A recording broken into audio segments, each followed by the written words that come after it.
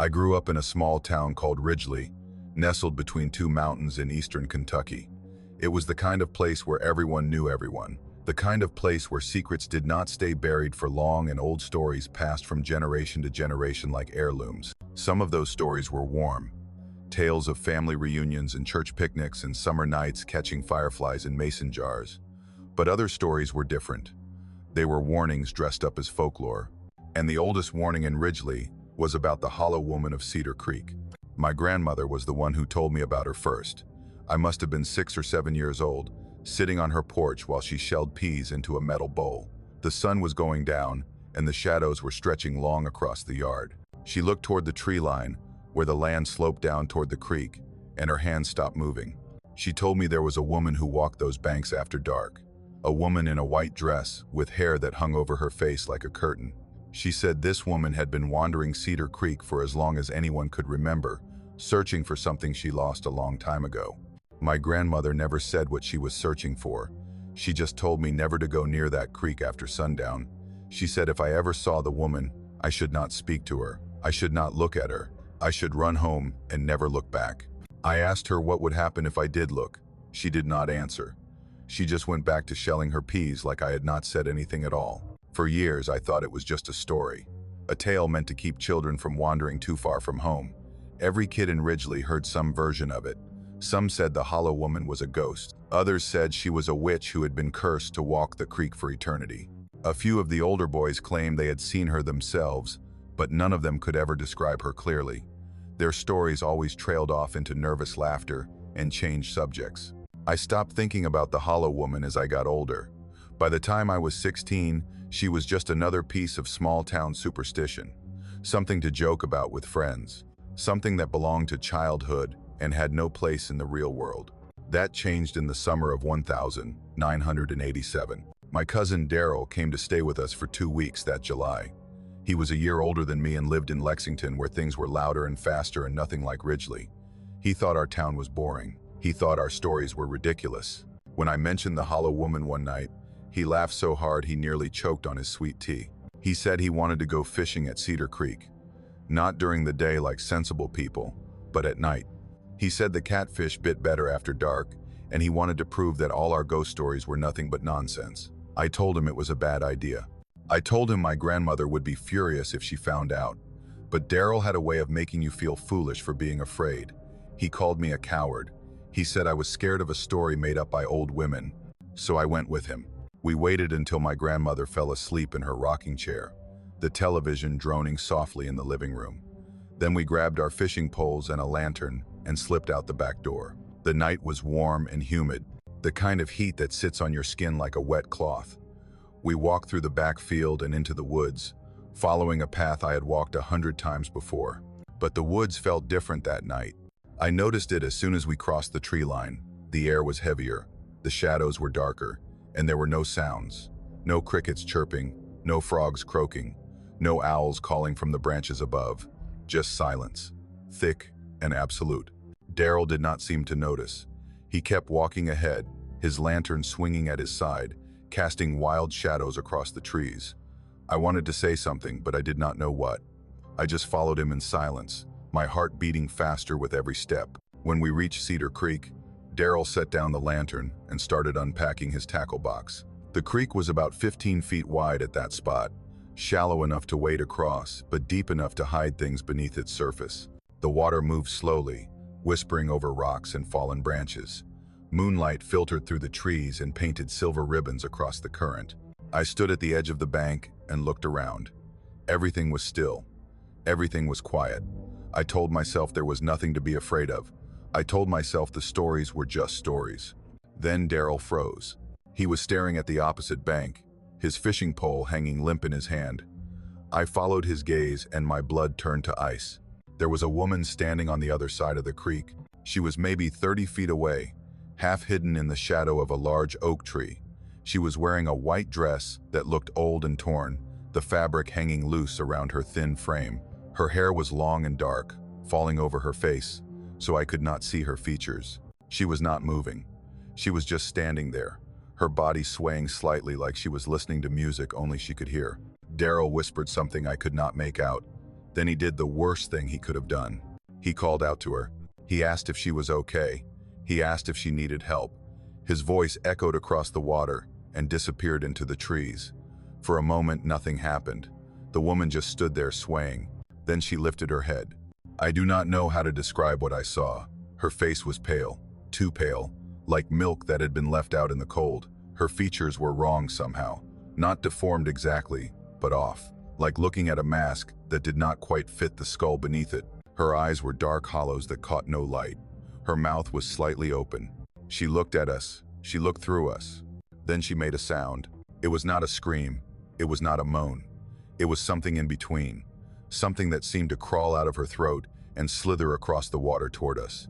It was low and wet and broken, like a whisper that had been stretched too far, like grief given a voice. It filled my ears and settled into my bones and made every part of me want to collapse. Daryl dropped his fishing pole. I dropped the lantern. Neither of us said a word. We just ran. I do not remember much about the run back through the woods. I remember branches scratching my face. I remember my lungs burning. I remember the sound of Daryl crashing through the undergrowth beside me, but mostly I remember the silence behind us. She did not chase us. She did not make another sound, and somehow that was worse. We burst out of the tree line and crossed the field, and did not stop until we reached my grandmother's porch. We collapsed on the steps, gasping for breath, our clothes soaked with sweat and creek water. Neither of us spoke. We just sat there shaking until the sun came up. My grandmother found us there the next morning. She looked at our pale faces and our trembling hands, and she did not ask what happened. She did not scold us for sneaking out. She just nodded slowly, like she had been waiting for this moment for years. She went inside and came back with 2 cups of coffee. She sat down beside us and stared out at the tree line. She told us then what she had never told us before. She said the Hollow woman had been walking Cedar Creek since 1902. That was the year a young mother named Eliza Combs lost her baby boy. He was only 3 months old. She had taken him down to the creek to wash clothes one autumn evening and set him in a basket while she worked. She turned her back for just a moment. When she looked again, the basket had tipped into the water. The current had carried him away before she could reach him. They found his body 2 miles downstream the next morning. Eliza never recovered. She stopped eating. She stopped sleeping. She stopped speaking to anyone, even her husband. Every night she would walk down to the creek and search the banks, calling her baby's name until her voice gave out. She did this for 3 years. Then one night she walked into the water herself and never came back. They found her body tangled in the roots of a fallen tree a week later. Her eyes were still open. Her mouth was still moving, though no sound came out. My grandmother said people started seeing her shortly after that. A woman in white walking the banks of Cedar Creek after dark, always searching, always listening. Some folks said she was looking for her baby. Others said she was looking for anyone who might take his place. My grandmother looked at me with eyes that held no doubt. She said we were lucky. She said some people who saw the Hollow woman did not come back at all. She said there had been disappearances over the years. Children mostly. Kids who wandered too close to the creek after sundown and were never seen again. Daryl left 2 days later. He barely spoke to me before he got in his parents' car. He never came back to Ridgely. We lost touch after that summer, and I heard years later that he had trouble sleeping, that he had moved 3 times trying to get away from something he could never name. I stayed in Ridgely. I got married. I raised my children here, and I kept my grandmother's warning alive. I told my kids about the Hollow woman just like she told me. I made them promise never to go near Cedar Creek after dark. But some nights, I still think about what I saw. I think about that face, that sound, the way she looked at us like she recognized something in us, like she was waiting. I am 62 years old now. My grandmother passed away a long time ago. Most of the people who knew the old stories are gone, but the Hollow woman is still there. I know because I saw her again. It was 3 months ago. I was driving home late from a church function, and I took the back road that runs along the ridge above Cedar Creek. I do not know why I looked down. I do not know why I slowed the car, but I saw her. She was standing on the bank, her white dress glowing faintly in the moonlight. Her hair hung over her face. Her body swayed gently, and this time, she was holding something in her arms. I did not stop. I did not look again. I pressed the gas and drove home and locked every door and window in my house. I have not driven that road since. I do not know what she was holding. I do not want to know. Some things are better left unseen. Some questions are better left unanswered. But I will tell you this. If you ever find yourself in eastern Kentucky, near a small town called Ridgely, stay away from Cedar Creek after sundown. Do not go looking for ghost stories. Do not try to prove anything, because the Hollow Woman is real, and she is still searching. There is a road outside Boone County, West Virginia, that most people have forgotten exists.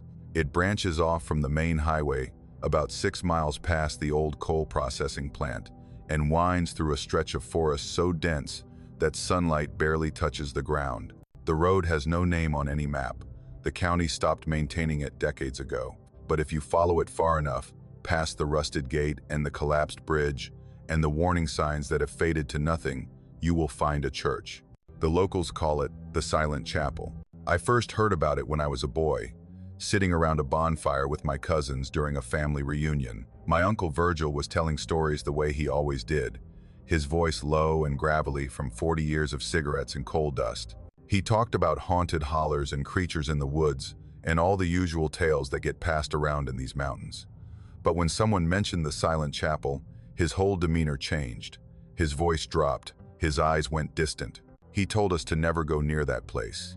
He told us some buildings hold on to things that should have been let go a long time ago. I asked him what he meant. He just shook his head and changed the subject. Years later, when I was 19 and full of the kind of stupidity that comes with being young and invincible, I brought up the Silent Chapel again. I was staying with my uncle for the summer, working odd jobs around his property to earn money for college. One night after dinner, I asked him to tell me the real story. I told him I was old enough to handle it. He studied me for a long moment. Then he poured himself a glass of whiskey and told me everything. The church was built in 1921 by a small congregation of Baptist families who had settled in the hollow below the ridge. It was a simple building, white clapboard walls, a single steeple, wooden pews that could seat maybe 60 people. For nearly 40 years, it served as the spiritual center of that community. Weddings, funerals, Sunday services, potluck dinners, all the ordinary rituals of small-town faith. Then, in the winter of 1958, a traveling preacher arrived. No one knew where he came from. He simply appeared one December evening, walking down the dirt road with nothing but a worn leather satchel and a Bible tucked under his arm. He was tall and thin, with pale skin and dark eyes that seemed to look through people rather than at them. He introduced himself as Reverend Amos Thorne and asked if the congregation might allow him to lead a few services while their regular pastor recovered from an illness. The church elders agreed. They had no reason not to. Reverend Thorne held his first service that Sunday night. According to my uncle, people who attended said it was unlike anything they had ever experienced. The Reverend spoke with a power and conviction that seemed almost supernatural. His voice filled the small church and resonated in their chests. His words stirred something deep inside them, something they could not name. But his sermons were strange. He spoke of things that did not come from any Bible they recognized. He talked about doors between worlds. He talked about voices that whispered from the darkness beneath the earth. He talked about a congregation that had been waiting for centuries to be made whole. The words sounded like scripture, but when people tried to find the passages later, they discovered nothing. It was as if he was reading from a book that did not exist.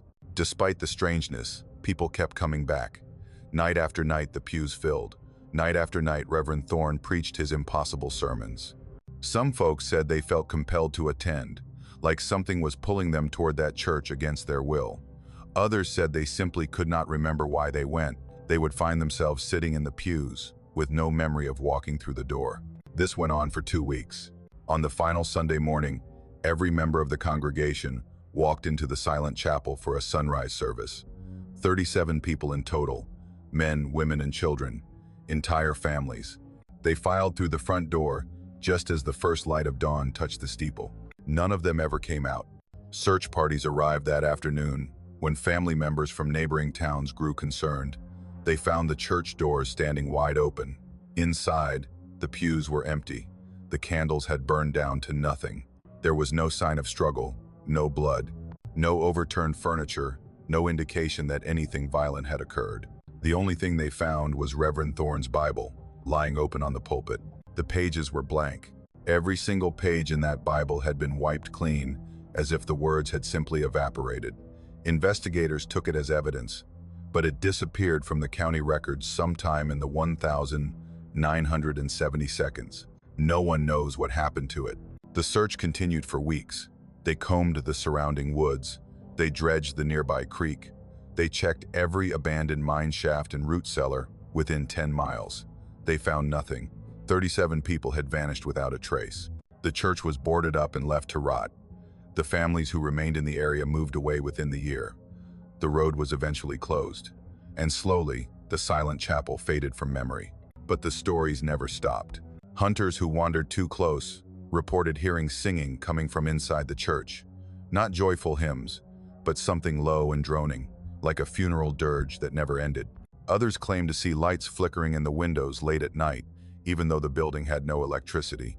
A few people said they saw figures standing in the churchyard, pale shapes that watched them from the darkness and disappeared when approached. The most disturbing reports came from those who claimed to hear a voice. A single voice reciting scripture in a language that did not sound human. It always came from below the church, they said, from the basement where no basement should exist. My uncle finished his story and looked at me with something like pity. He said he had been to the silent chapel once, back in 1972.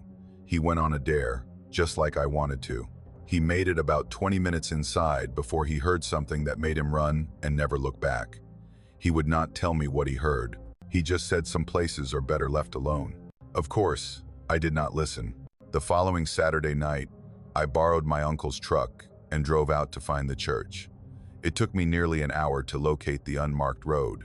The forest had reclaimed much of it, and I had to get out twice to move fallen branches. But eventually I found it.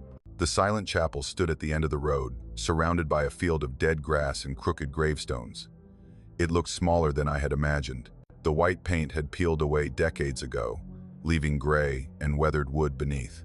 The steeple leaned slightly to one side. Most of the windows were broken, and the front door hung open like a mouth frozen in a silent scream. I sat in the truck for a long time, telling myself I could still turn around. But something about that place drew me forward. I cannot explain it any better than that. It was like a hook had been set somewhere behind my ribs and was slowly pulling me toward the door. I grabbed my flashlight and went inside. The interior was exactly as my uncle had described. Rows of wooden pews covered in dust and debris.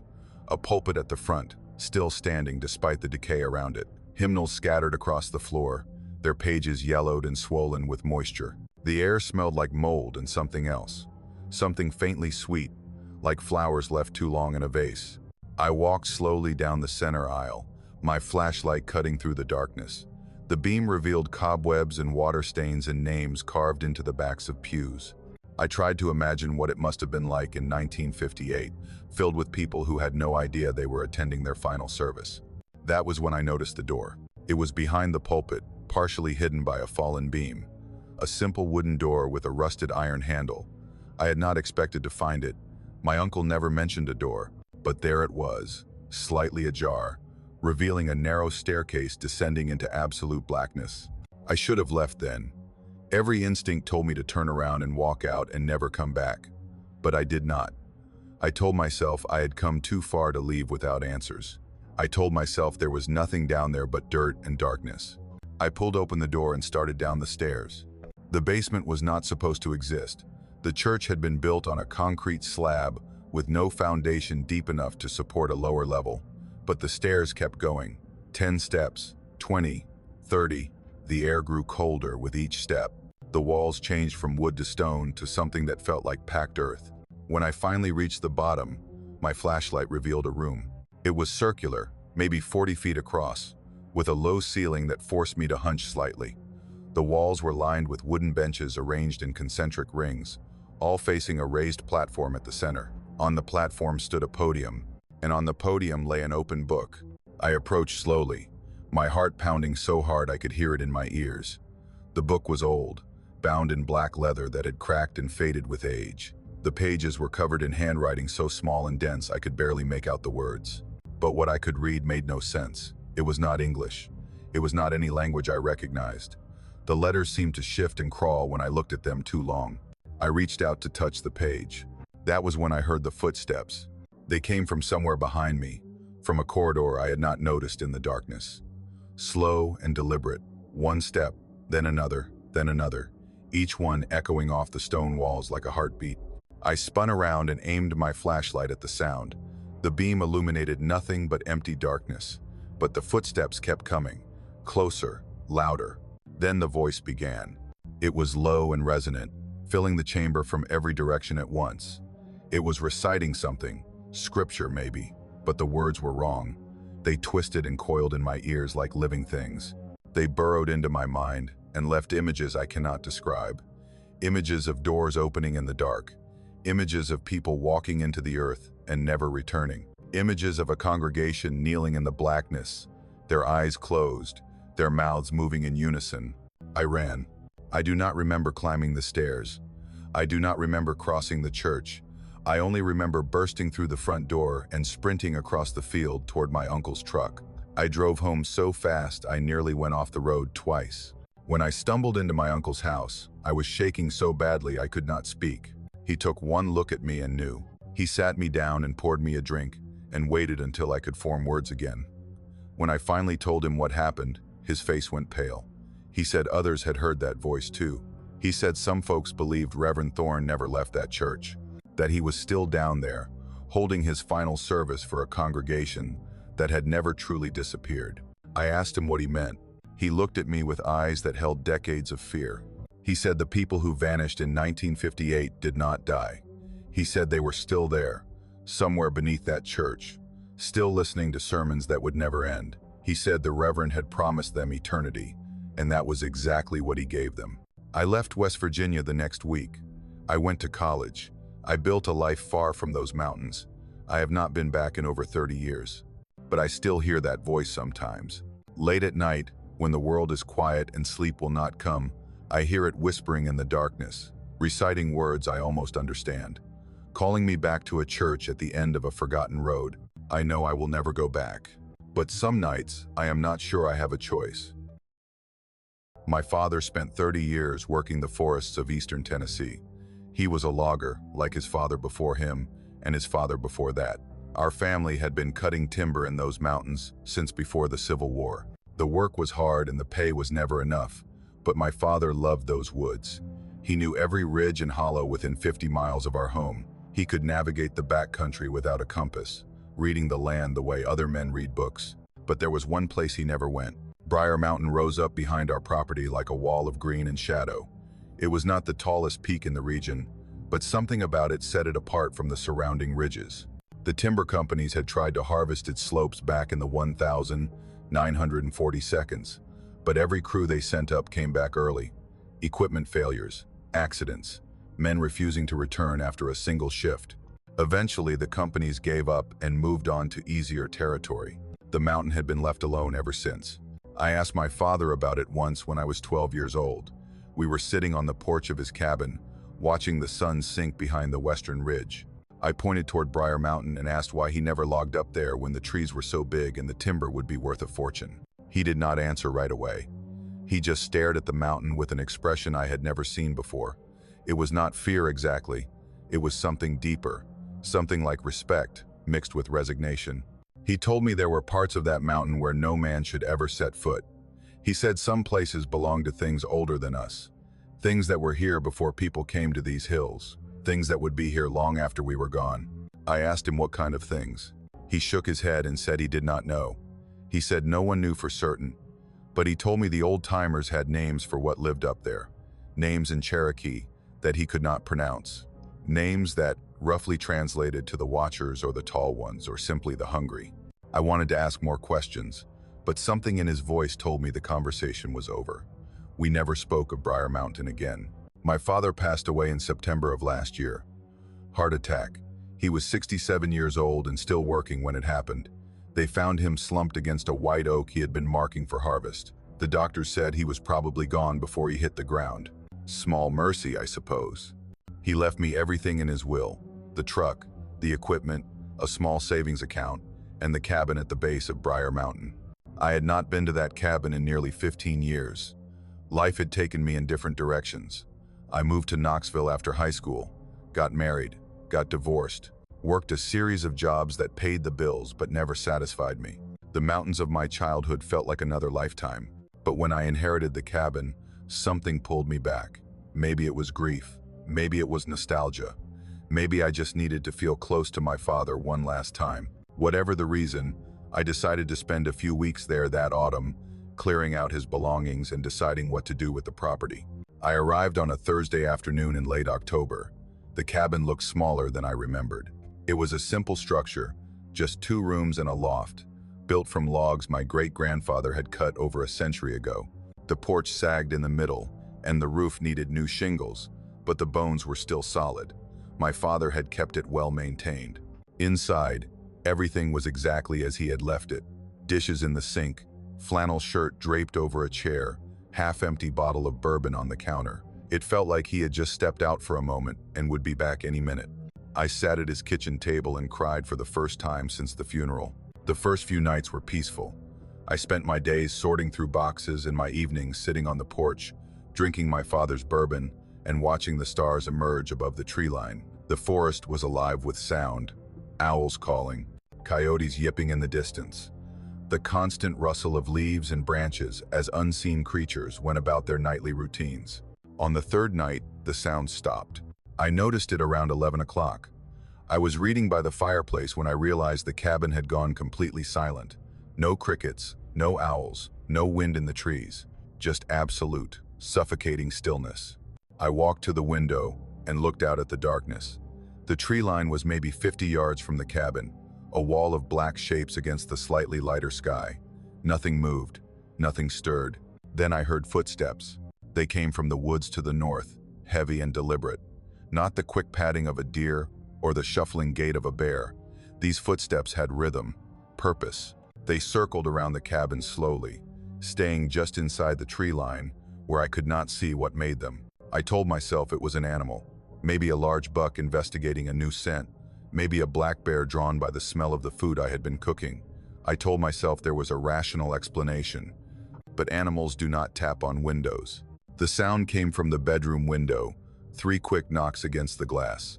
I froze, my heart hammering in my chest. The cabin had no electricity, just kerosene lamps that cast flickering shadows across the walls. I grabbed the lamp and moved toward the bedroom, my hands trembling. The window was dark. I could see nothing outside but my own reflection and the faint outline of trees beyond. I stood there for a long moment, holding my breath, waiting. Nothing happened. I convinced myself I had imagined it. Old cabin, old windows. The wood was probably settling in the cool night air. I went to bed and eventually fell into a restless sleep. The next night was worse. The footsteps returned around midnight, circling the cabin in that same slow, methodical pattern. But this time I heard something else, a voice, low and breathy, barely audible above the sound of my own heartbeat. It was saying something I could not quite make out. A single word, repeated over and over. I moved closer to the window and listened. It was my name. Something out there in the darkness was whispering my name. I backed away from the window and grabbed my father's shotgun from the rack above the fireplace. I loaded it with trembling hands and sat in the corner with the barrel pointed at the door. I stayed there until dawn, watching the shadows and listening to that terrible whisper circle around me like a predator sizing up its prey. When the sun finally rose, I went outside to investigate. The ground around the cabin was soft from recent rain. I walked the perimeter, looking for tracks or any sign of what had been there. I found nothing. The mud was undisturbed. No footprints, no broken branches. Nothing to indicate that anything had been walking outside my window just hours before. I should have left then. Every rational part of my brain screamed at me to pack my things and drive away and never look back. But something held me there. Maybe it was stubbornness, maybe it was denial. Maybe some part of me needed to understand what my father had been afraid of all those years. That night I did not sleep. I sat in my father's chair with the shotgun across my lap and watched the darkness through the window. Around 2 in the morning, the footsteps began again.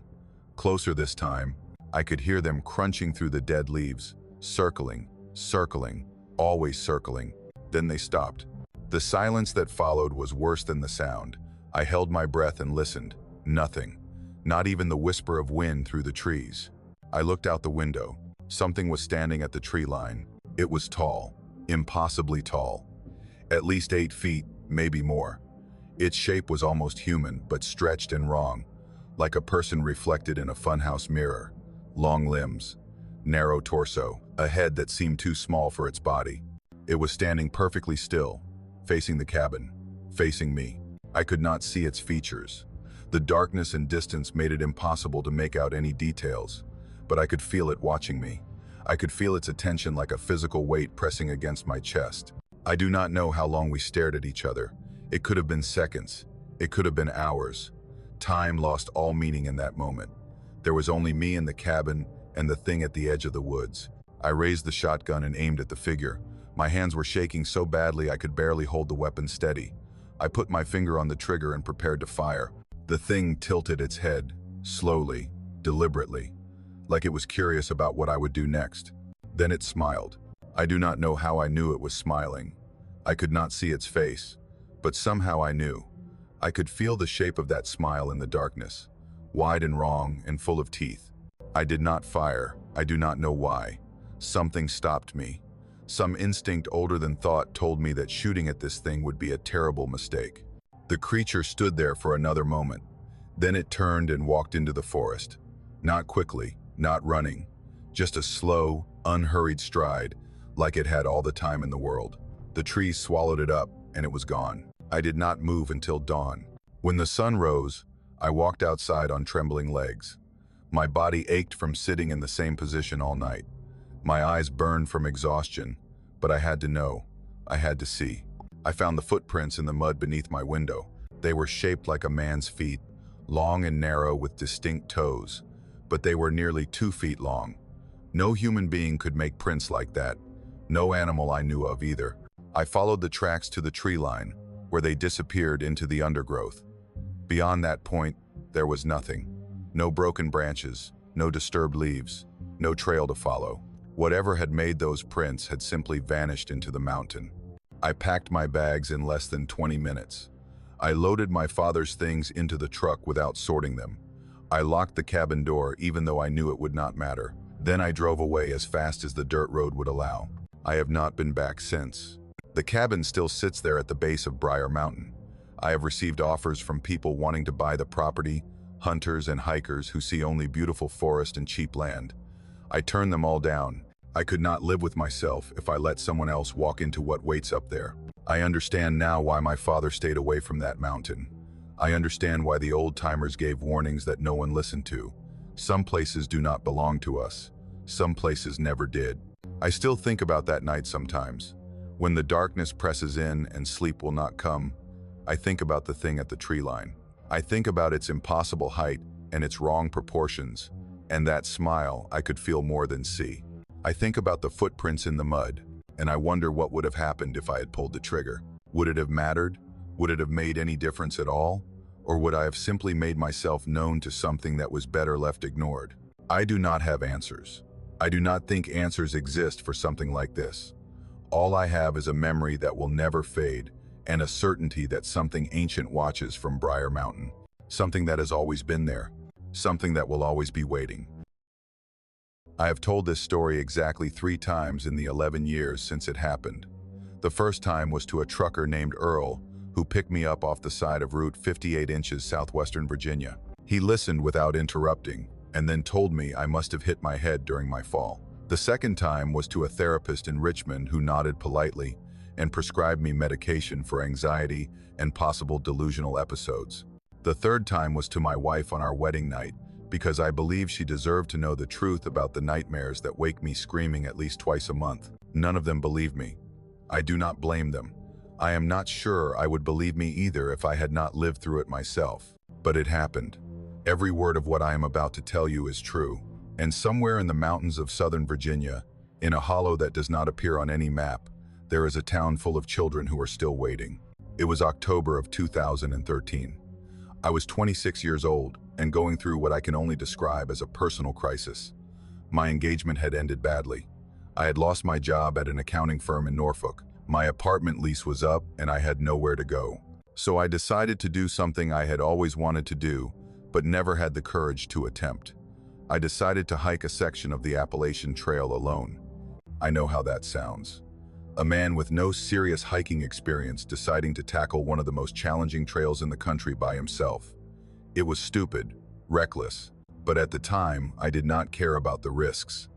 I needed to get away from everything. I needed to prove to myself that I was capable of surviving on my own. I started near Damascus and planned to hike south toward the North Carolina border.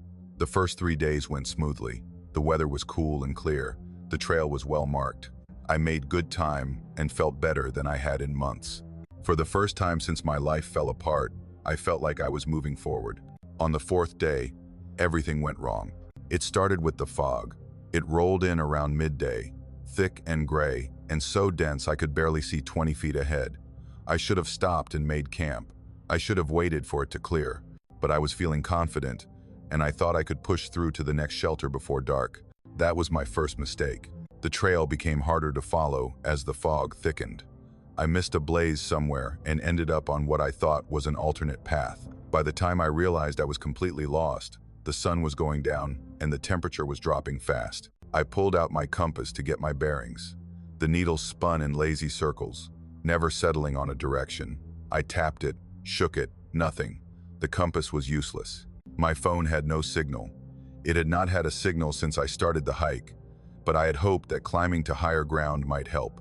It did not. I was alone in the fog with no way to navigate and no way to call for help. I made the decision to follow a creek I could hear somewhere below me. Water flows downhill, and downhill usually leads to civilization eventually. It was basic survival logic. I left the trail and started descending toward the sound. The fog did not lift as I dropped in elevation. If anything, it grew thicker. The trees pressed closer together. The undergrowth grabbed at my legs like hands, trying to hold me back. I pushed through for what felt like hours, following the creek as it wound through the forest. Then the trees opened up, and I found Lockwood Hollow. I did not know it was called that at the time. I did not know anything about it. I just saw buildings emerging from the fog like ghosts materializing from smoke. A church steeple first, then rooftops, then a row of old wooden houses lining a single dirt road. My first thought was relief, civilization, people, help. I quickened my pace and walked toward the nearest building. The town was small, maybe 20 structures in total, clustered along a road that ran for perhaps a quarter mile before disappearing back into the forest. The buildings were old but not abandoned. Clothes hung on lines strung between porches. Smoke rose from chimneys. Lanterns glowed in windows as the evening darkness settled in. But something was wrong. I felt it before I could identify it. A wrongness that settled into my bones and made my skin prickle with unease. I stopped walking and looked around, trying to understand what my instincts were screaming at me. Then I realized what it was. There were no adults. The people I saw moving between the buildings, sitting on porches, standing in doorways, they were all children. Some looked as young as 5 or 6. Others appeared to be teenagers, but there was not a single adult anywhere in sight, and they were all watching me. I do not know how to describe the way they looked at me. Their faces were blank, expressionless. Their eyes followed my every movement with an intensity that felt almost predatory. None of them spoke. None of them smiled. None of them moved toward me or away from me. They just watched. I told myself there had to be a rational explanation. Maybe the adults were inside. Maybe they were working somewhere I could not see. Maybe this was some kind of religious community with unusual customs. I approached the nearest porch where a boy of maybe 10 years old sat on a wooden rocking chair. I raised my hand in greeting and asked if there was someone I could speak to, an adult, a parent, anyone who could help me find my way back to the main road. The boy did not answer. He just stared at me with eyes that seemed far too old for his young face. Dark eyes that held no warmth, no curiosity, no fear, just a patient, knowing emptiness. I moved on to the next house. A girl stood in the doorway, maybe 7 or 8 years old, wearing a dress that looked like it belonged in a photograph from the 1930 seconds. I asked her the same question. Where were the adults? Where were her parents? She lifted her hand and pointed toward the woods behind the town. They went to sleep, she said. Her voice was flat and toneless, like she was reciting something she had said many times before. I did not understand. I asked her what she meant. I asked her when they would wake up. She just kept pointing toward the woods. I looked in the direction she indicated. Through the gaps between the buildings, I could see the tree line maybe 100 yards away. And between the town and the forest, scattered across a field of overgrown grass, I saw the graves. Dozens of them. Wooden crosses and stone markers stretching from the edge of town into the shadows beneath the trees. Some were old and weathered, leaning at angles, their inscriptions worn away by time. Others looked newer. And some, I realized with a chill that penetrated my entire body, looked fresh. Mounds of recently turned earth. Dirt that had not yet settled. Graves that could not have been more than a few days old. I turned back to the girl. I asked her who was buried there. I asked her what had happened. She smiled for the first time. It was the worst smile I have ever seen. "Everyone goes to sleep eventually," she said. Then she stepped back into the darkness of the house and closed the door. I stood in the middle of that dirt road, surrounded by silent children and fresh graves, and I felt something inside me crack. Whatever denial I had been clinging to evaporated. This place was wrong. These children were wrong. Everything about Lockwood Hollow was impossibly, horrifyingly wrong. I started walking toward the far end of town, slowly at first, trying to maintain some semblance of calm. But I could feel their eyes on me, every child in every doorway, and on every porch tracking my movement with that same patient, predatory attention. Then they started following me. I did not hear footsteps. I did not hear voices. I just became aware that the children were no longer standing still. They were drifting in my direction, slowly, silently, like shadows stretching across the ground as the sun goes down. I walked faster. They kept pace. I glanced over my shoulder and saw them spreading out across the road behind me. 30 or 40 children moving in complete unison, their faces blank, their eyes fixed on me. I ran. I ran faster than I have ever run in my life. I sprinted past the last few buildings and plunged into the forest on the far side of town. Branches tore at my face and arms. Roots grabbed at my feet. I did not care. I just ran, crashing through the underbrush with no direction and no plan except to get as far away from that place as possible. I do not know how long I ran. Minutes, hours. Time had lost all meaning. I just kept moving until my legs gave out and I collapsed at the base of a massive oak tree, gasping for breath, my heart pounding so hard I thought it might explode. I lay there in the darkness, listening for sounds of pursuit. There was nothing, just the normal sounds of the forest at night. Crickets, owls, the rustle of wind through leaves. Whatever had been following me had stopped. I must have passed out at some point because the next thing I remember is sunlight filtering through the canopy above me. Morning. I had survived the night. I pulled myself to my feet and started walking. I did not know where I was going. I just knew I had to keep moving. I stumbled through the forest for what felt like hours until I heard the sound of traffic. The highway appeared through the trees like a mirage. I burst out of the forest and collapsed on the shoulder of the road, waving my arms at passing cars. Most of them did not stop. Finally, a semi pulled over, and a man named Earl climbed out and asked if I was okay. I was not okay. I was covered in scratches and bruises. My clothes were torn.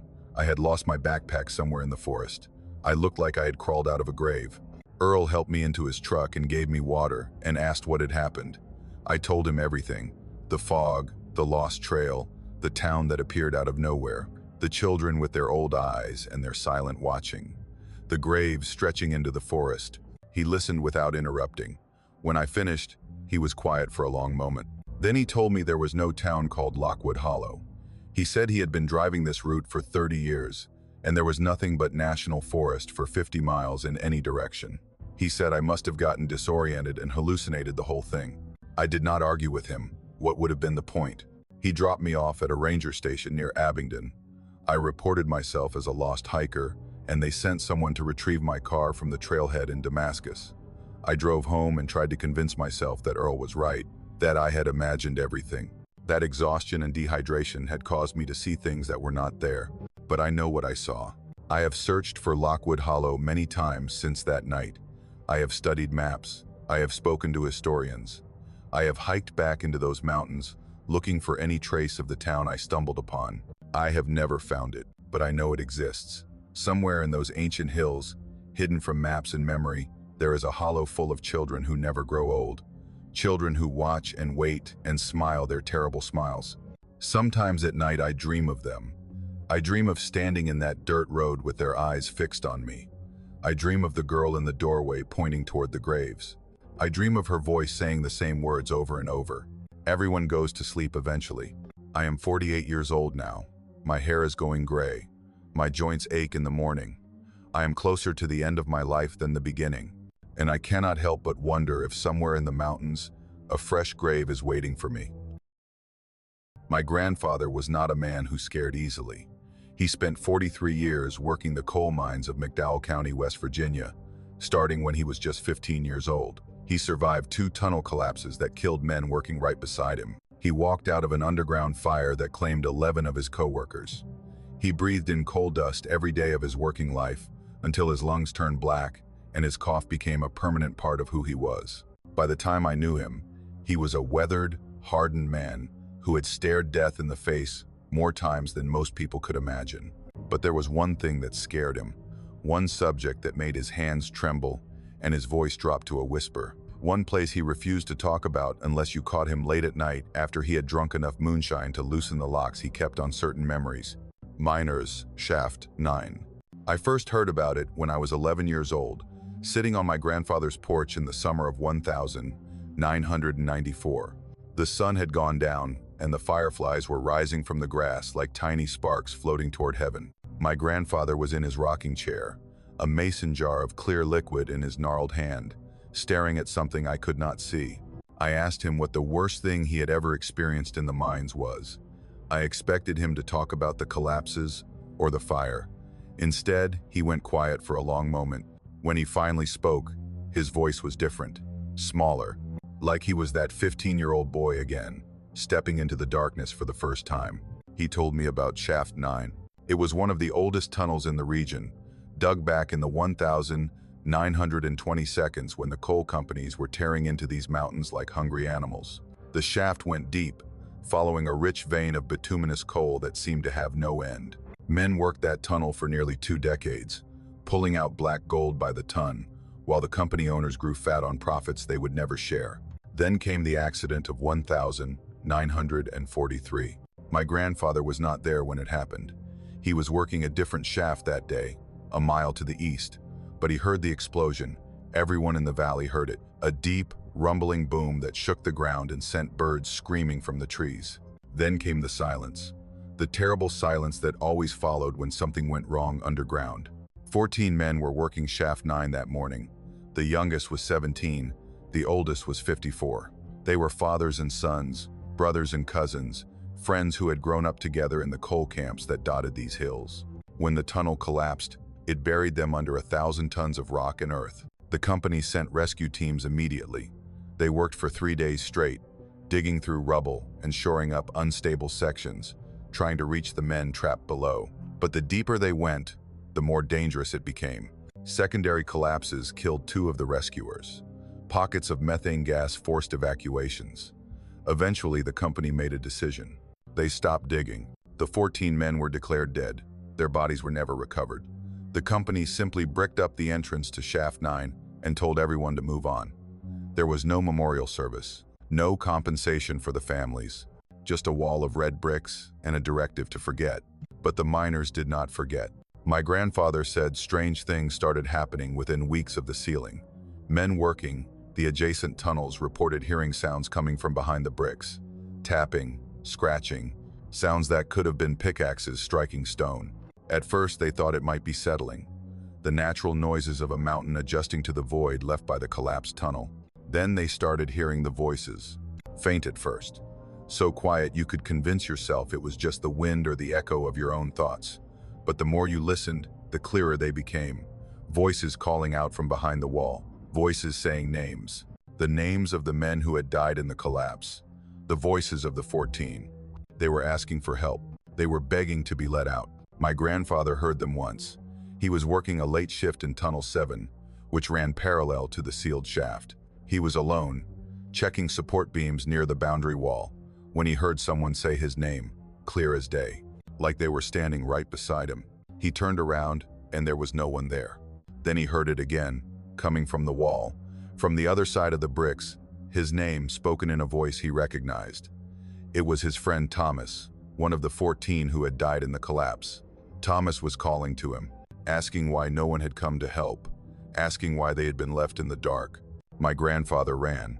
He dropped his tools and his lantern, and he ran through the tunnel until he reached the surface. He never went back to that section of the mine again. He transferred to a different crew the next day and refused to explain why. The company eventually closed the adjacent tunnels because too many workers were refusing to enter them. Production dropped, profits suffered. So they did what they always did. They buried the problem and pretended it did not exist. For decades, Shaft 9 sat sealed and silent. The entrance became overgrown with weeds and brush. The access road washed out in a flood and was never repaired. Younger generations grew up hearing whispered stories about the voices behind the wall, but most dismissed them as old miners' tales, superstition born from tragedy and guilt. Then came the summer of 1987. A group of teenagers from the nearby town decided to explore the abandoned mine. There were 5 of them, 3 boys and 2 girls, all between 16 and 18 years old. They had heard the stories about Shaft 9 and wanted to see for themselves if any of it was true. They brought flashlights and rope and a portable radio. They thought they were prepared for anything. They found the bricked-up entrance on a Saturday afternoon in late July. The wall was old and crumbling. Decades of moisture and frost had weakened the mortar. It did not take much effort to break through. They knocked out enough bricks to create an opening large enough to crawl through, and one by one, they disappeared into the darkness. No one knows exactly what happened inside. The only account comes from one of the survivors, a boy named Danny Pruitt, who did not speak for nearly a year after the incident. When he finally told his story to the county sheriff, his hands shook so badly he could barely hold the glass of water they gave him. He said they had walked about 200 yards into the tunnel when their flashlights started flickering. The air grew colder, the walls seemed to press closer, and then they heard the voices. At first it sounded like whispering, dozens of whispers overlapping and intertwining until they became a single droning hum. Then the whispers separated into distinct voices, voices that knew their names. Danny said his friend Marcus was the first to respond. One of the voices called out to him, and Marcus answered. He asked who was there. He asked if someone needed help. The voice told him to come closer, to follow the sound. Marcus started walking deeper into the tunnel. The others tried to stop him. They grabbed his arms and told him they needed to leave, but Marcus kept walking like he could not hear them, like he was hypnotized by whatever was calling to him from the darkness. Then the lights went out. Danny said what happened next was chaos, screaming, running, the sound of something moving in the dark, something that was not one of them. He felt hands grabbing at him, cold hands that did not feel like flesh. He heard Marcus calling for help from somewhere ahead. Then Marcus stopped calling. Danny ran. He does not remember finding the exit. He does not remember crawling through the hole in the wall. His next clear memory is standing on a highway 3 miles away, covered in dirt and blood that was not his own, unable to speak. A trucker found him and called the police. Search parties went to the mine and found 2 of the other teenagers wandering in the woods nearby. They were in the same condition as Danny, filthy, traumatized, silent. 3 of the 5 had made it out. Marcus and a girl named Stephanie were never seen again. The search lasted 2 weeks. Rescue teams entered Shaft 9 with lights and equipment and dogs trained to find human remains. They searched every accessible inch of that tunnel. They found the teenagers' abandoned flashlights. They found a shoe that belonged to Stephanie, but they never found the bodies. The sheriff's report concluded that Marcus and Stephanie had likely fallen into an unmarked vertical shaft and died on impact. Their remains were probably buried under debris that was too dangerous to excavate. The case was closed. The entrance to Shaft 9 was sealed again, this time with reinforced concrete and steel bars. But the story did not end there. Danny Pruitt never recovered from what happened. He spent most of his adult life in and out of psychiatric facilities. The last I heard, he was living in a group home somewhere in Ohio, still waking up screaming from nightmares about voices in the dark. One of the other survivors, a girl named Rachel, killed herself in 1992. Her note said she could not stop hearing them. She did not specify who them referred to. The 3rd survivor moved away and changed her name. No one knows where she is now. My grandfather told me all of this in pieces over the years. He never told the complete story at once. It was like he could only handle small doses of the memory at a time, but he made me promise one thing before he died. He made me promise to never go near Shaft 9. I have kept that promise. I still live in McDowell County. I drive past the old mine road every week on my way to work. I know exactly where the sealed entrance is, hidden in the overgrowth about half a mile from the main road. I have never visited it. I never will. But I know people who have. A few years ago, a couple of amateur ghost hunters from Virginia came down to investigate the site. They had read about the 1,987 incident online and wanted to document any paranormal activity. They set up equipment near the concrete seal and recorded for several hours. I saw the footage they posted. Most of it was nothing, just static and darkness and the sound of wind through the trees. But near the end, around 3 in the morning, something changed. The audio picked up a sound, faint at first, then louder, a rhythmic tapping coming from somewhere below the ground, like someone knocking on a door, like someone trying to get out. Then a voice, barely audible, but unmistakable. It said a name, one of the ghost hunters' names. They packed up their equipment and left immediately. They never came back. Their video has over 2 million views now. The comments are full of people calling it fake, saying it is just editing tricks and sound effects. I know better. 14 men died in Shaft 9 in 1943. Their bodies are still down there, and something that sounds like them is still calling out from the darkness, still asking for help, still begging to be let out. Maybe it really is them. Maybe some part of those miners lingered in that tunnel, trapped between death and whatever comes after. Or maybe it is something else entirely, something that wears their voices like masks, something that uses their names to lure people into the dark. I do not know which possibility frightens me more. All I know is that my grandfather was the bravest man I ever met. He faced death more times than I can count and never flinched. But he was afraid of Shaft 9 until the day he died. And that is reason enough for me to stay away. Some doors are sealed for a reason. Some graves are better left undisturbed. And some voices, no matter how much they plead, should never be answered.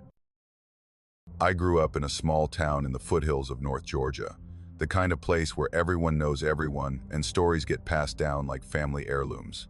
Some of those stories were happy. Wedding announcements and birth notices and tales of high school football glory. But others were different. They were warnings wrapped in history, cautionary tales that parents told their children to keep them safe from things they could not explain. The story of Widow's Ridge was one of those warnings. The ridge sits about 8 miles outside of town, a long stretch of forested land that rises up from the valley floor and overlooks a creek that feeds into the Chattahoochee River. It is beautiful country, the kind of land that real estate developers dream about. Rolling hills covered in hardwoods, views that stretch for miles on clear days, rich soil that could grow just about anything. But no one wants to live there. The name tells you everything you need to know, Widow's Ridge. Every woman who has ever made her home on that land has buried her husband. Every single one, going back more than 130 years. The deaths are always different. The circumstances are always accidents. But the outcome is always the same. The first recorded death was in 1891. A farmer named Elijah Combs built a cabin on the ridge with his new bride, Sarah. They were young and hopeful and had plans to raise a family in those hills. 6 months after they moved in, Elijah went hunting and never came back. They found his body at the bottom of a cliff 3 days later.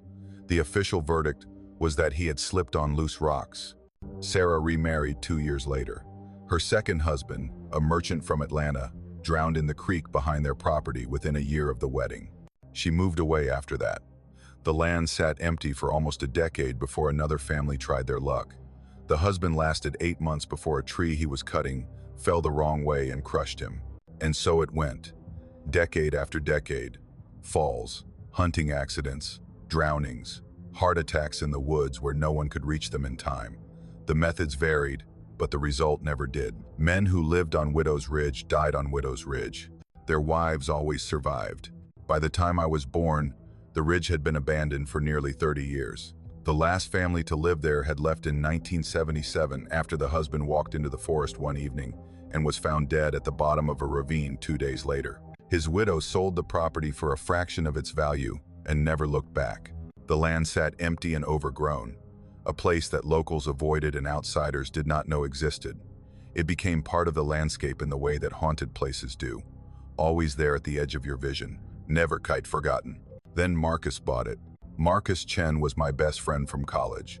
We had met during freshman orientation at the University of Georgia and had stayed close ever since. He was the smartest person I knew, analytical, rational, the kind of man who believed in data and evidence and dismissed anything he could not measure or quantify. When he told me he was buying property on Widow's Ridge, I thought he was joking. He was not joking. He had found the listing online, 50 acres of prime land for less than the price of a suburban lot. The real estate agent had been legally obligated to disclose the property's history, which she did with obvious discomfort. Marcus listened to the story of dead husbands and cursed land, and he laughed. He told her that superstition was no reason to pass up a good investment. He closed on the property in the spring of 2018 and moved in that summer with his wife, Jennifer. They were planning to build their dream home on the ridge. Jennifer was pregnant with their first child. Everything seemed perfect. I visited them a few months after they settled in. They were living in a renovated cabin on the property while the main house was being constructed. The place was charming in a rustic way. Wood-burning stove, wrap-around porch, views of the valley that made you understand why people kept trying to make a home there despite the history.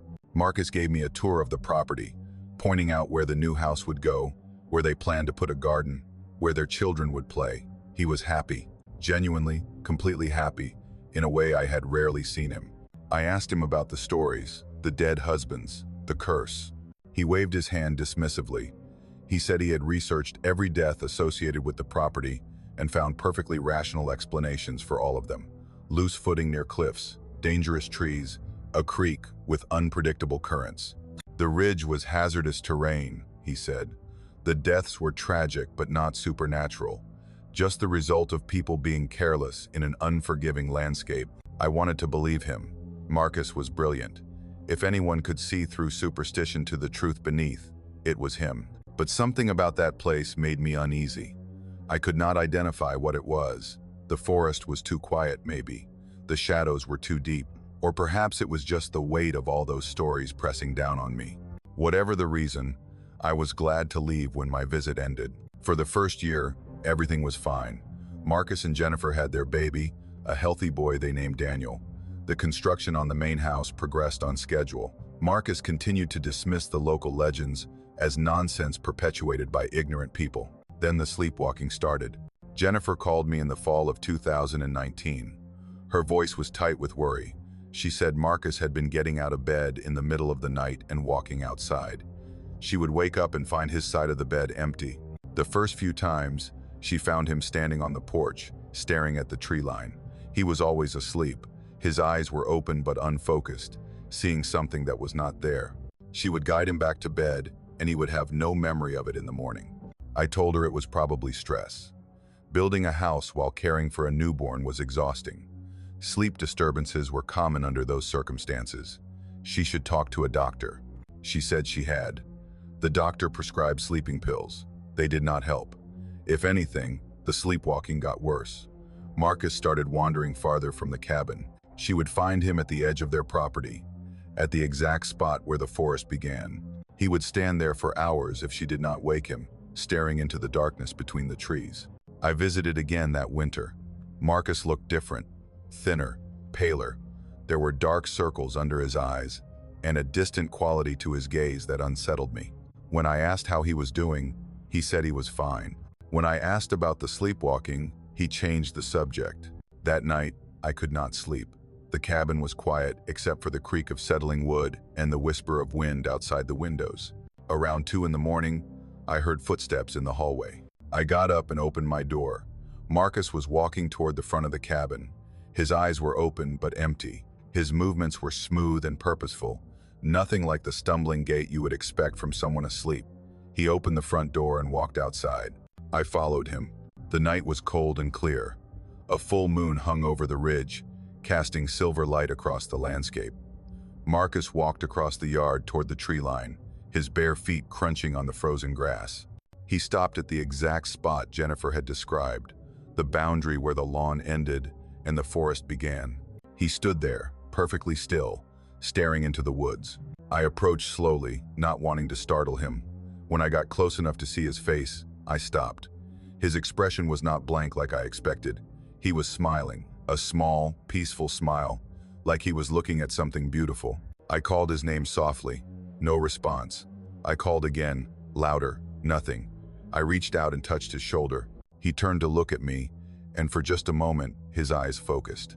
He saw me, I am certain of it, and in that instant of clarity, his expression changed from peace to terror. "The debt must be paid," he said. His voice was his own, but also not his own, layered, like two people speaking in unison. Then he blinked, and the moment was gone. He looked around in confusion, shivering in the cold, asking why we were outside. I did not tell him what he had said. I did not know how to explain it. I just guided him back inside and sat awake until dawn, trying to convince myself I had imagined the whole thing. I left the next morning. I told Marcus he should see a sleep specialist. I told Jennifer to call me if anything else happened. I drove home and tried to put the experience out of my mind. 3 months later, Marcus disappeared. Jennifer woke up on a Tuesday morning and he was gone. His side of the bed was cold. The front door was standing open. She searched the property for hours before calling the police. The search parties found him 3 days later at the bottom of a ravine, about half a mile from the cabin. The terrain was treacherous. Loose rocks, steep drops, the kind of place where a single misstep could be fatal, especially in the dark.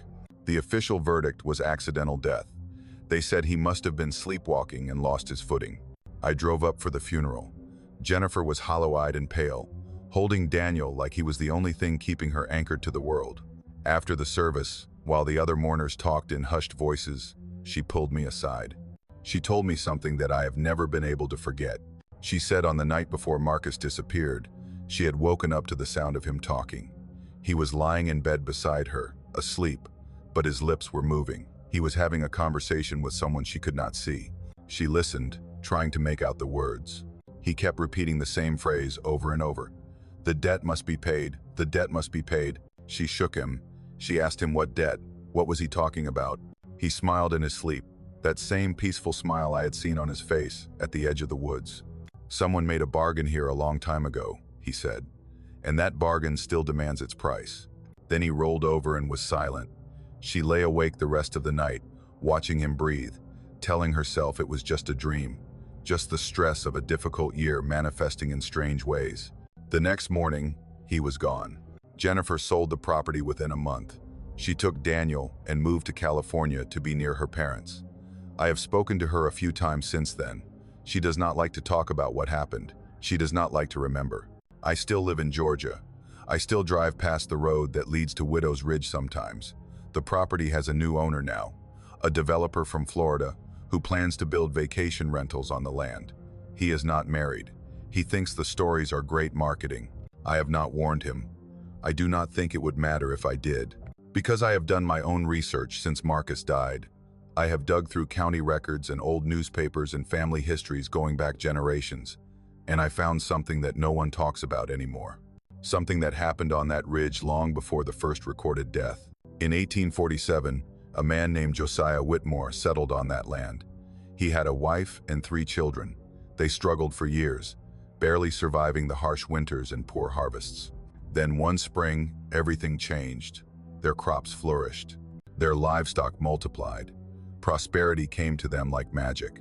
Josiah's wife kept a diary. Most of it is mundane, daily chores and weather observations and prayers for her children's health. But one entry stands out. She wrote that her husband had gone into the woods one night and come back different, happier, more confident. He told her he had found a way to ensure their family would never suffer again. He told her he had made a deal. She asked him what kind of deal. What had he promised in exchange for their good fortune? He just smiled and told her not to worry. He said the price would not come due for a long time. Josiah Whitmore died 6 months later. He fell from a cliff while hunting. His wife and children inherited the prosperous land he had cultivated, and every man who has lived on that ridge since has paid the same price. I do not know what Josiah promised to whatever lives in those woods. I do not know if it can be undone or if the debt can ever be satisfied. All I know is that my best friend is dead. His son will grow up without a father. And somewhere on Widow's Ridge, Something ancient and patient is waiting for the next man foolish enough to call that place home. The bargain was made a long time ago, and it still demands its price. I took the job as a fire lookout because I needed to disappear for a while. That is the honest truth of it. My marriage had ended badly. My career as an accountant had left me hollow and burned out. I was 43 years old and felt like I had been sleepwalking through life for the past 2 decades. When I saw the posting for a seasonal position with the Forest Service in the Cherokee National Forest, something clicked into place. 3 months alone in a tower on top of a mountain, watching for smoke and keeping records. No people, no obligations, no reminders of the life I was trying to escape. I applied the same day and got the job a month later. The tower was called Hooper Bald Lookout, perched on a ridge in the Unicoi Mountains of eastern Tennessee. It was a 14 by 14-foot cabin mounted on a 60-foot steel frame, accessible only by a steep trail that took nearly 2 hours to climb. The nearest paved road was 12 miles away. The nearest town was farther than that. When the Forest Service ranger dropped me off at the trailhead in early June with 3 months of supplies, he told me I would probably not see another human being until September. He was right. The first few weeks were an adjustment. The isolation was more intense than I had anticipated. The silence at night was absolute, broken only by wind and the occasional call of an owl or coyote. I talked to myself sometimes just to hear a human voice. I read through my small library of paperbacks twice. I learned to identify every bird and tree within view of my tower. But slowly, I began to love it. There is a peace that comes with solitude, a quieting of the constant noise that fills modern life. I would wake before dawn and watch the sun rise over the mountains, painting the valleys in shades of gold and pink. I would spend my days scanning the horizon for smoke, recording weather observations, and maintaining the equipment that kept the tower running. At night, I would sit on the catwalk that wrapped around the cabin and watch the stars emerge one by one until the sky was filled with more light than I had ever seen. I started to feel like myself again, the real self I had lost somewhere along the way. Then came the night of July 17th. I remember the date because I logged it in my official report. Not that anyone believed what I wrote. Not that I entirely believe it myself anymore. Memory has a way of softening things, making the impossible seem like it might have been a dream. But I know what I saw, I know what I heard, and I know what I found the next morning. It was a clear night, warm and still. No moon, which made the stars even brighter than usual. I was sitting on the catwalk around 2 in the morning, unable to sleep. Insomnia had become my companion in the tower, a side effect of the strange schedule and the endless quiet. I did not mind. Some of my best hours were spent in those sleepless stretches, alone with my thoughts in the vastness of the night. I was looking north, toward a section of forest that I had come to know well over the past 6 weeks. It was a dense, unbroken stretch of old-growth timber that filled a valley between 2 ridges. There were no trails through that area, no cabins, no reason for anyone to be there. The Forest Service maps showed it as wilderness, untouched and inaccessible. That is when I saw the light. It appeared suddenly, a pale blue glow among the trees about 2 miles from my position. At first I thought it might be a reflection, starlight bouncing off water, or a piece of metal I had not noticed before. But the light was moving, drifting slowly between the trees, weaving through the forest in a way that no reflection could explain. I grabbed my binoculars and focused on the area. The light was still there, clearer now through the magnification. It was roughly spherical, maybe 3 or 4 feet in diameter, and it pulsed gently as it moved. The color was unlike anything I had seen before. Not quite blue, not quite white. Something in between that seemed to shift depending on how long I looked at it. My first thought was that it must be a hiker with an unusual flashlight. Someone who had gotten lost in the wilderness and was trying to find their way out. It happens occasionally, even in remote areas like this. I picked up my radio and called the ranger station. The dispatcher answered on the 3rd call. Her name was Marie, and she had been my only regular human contact since I arrived. I told her what I was seeing. A light moving through the forest in Sector 7, possibly lost hiker. She asked me to hold while she checked the registration logs. She came back a minute later. No one was registered in that area. No permits had been issued for backcountry camping within 10 miles of my position. She told me to keep watching and report any changes. I watched for the next hour. The light continued to move through the forest, but its patterns made no sense. It would drift in one direction for several minutes, then reverse course and go back the way it had come. It would stop for long stretches, hovering in place, then suddenly accelerate and cover hundreds of yards in seconds. No hiker moved like that. No flashlight could do what I was seeing. I reported the strange movement to Marie. She sounded uncertain now, her professional calm cracking slightly. She said she would send a ranger to investigate at first light. In the meantime, I should keep observing and documenting everything. Around 3:15, the light changed direction again. But this time it was not moving randomly. It was coming toward me. I lowered my binoculars and watched with my naked eyes as the glow drifted out of the valley and up the ridge. It moved slowly but steadily, weaving between trees, ascending the slope that led to my tower. I told myself there had to be an explanation. Ball lightning, swamp gas, some natural phenomenon I did not understand. But the night was clear and dry. There were no storms. There were no swamps. The light kept coming. I went inside the cabin and locked the door. I do not know why. It was a reflexive action, the instinct of a prey animal sensing something wrong. I turned off all my lanterns so I could see outside more clearly. Then I went to the window that faced the approaching light and watched. It took nearly 20 minutes for the glow to reach the base of my tower. I lost sight of it as it passed beneath the platform, hidden by the angle and the darkness. For a long moment, nothing happened. The forest was silent. The air was still. Then the light appeared directly below me. I looked down through the trapdoor in the floor, the one I used to access the stairs that descended to the ground. The pale blue glow was there, maybe 40 feet below, illuminating the steel framework of the tower. It was not moving anymore. It was just hovering there, pulsing gently, as if it was waiting. The air inside the cabin grew cold. Not cool, cold.